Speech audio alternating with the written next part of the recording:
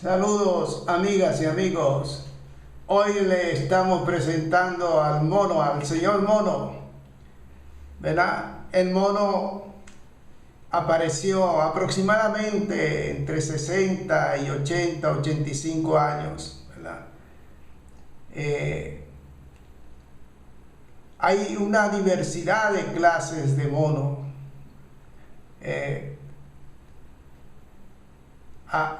El mono tiene un sonido agudo. Su característica es del sonido agudo, y ahorita lo vamos a escuchar, el famoso sonido del mono, ¿verdad?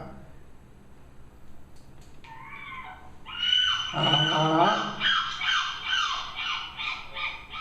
Así es. Como lo pueden apreciar, el mono tiene un sonido muy peculiar, muy agudo.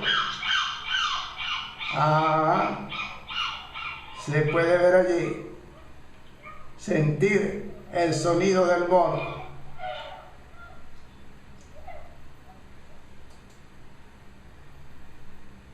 Vamos a tratar de hacer un poquito el sonido del mono.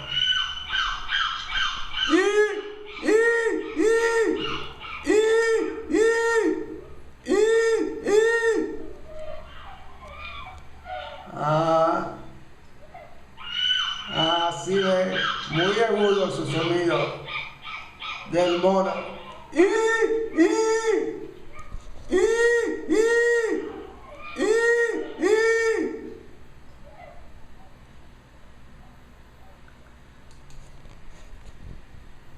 El mono apareció, ¿verdad? Es muy característico, y el mono anda de rama en rama, como dicen, monea mucho el mono, ¿verdad? Así es, le hemos presentado al famoso mono.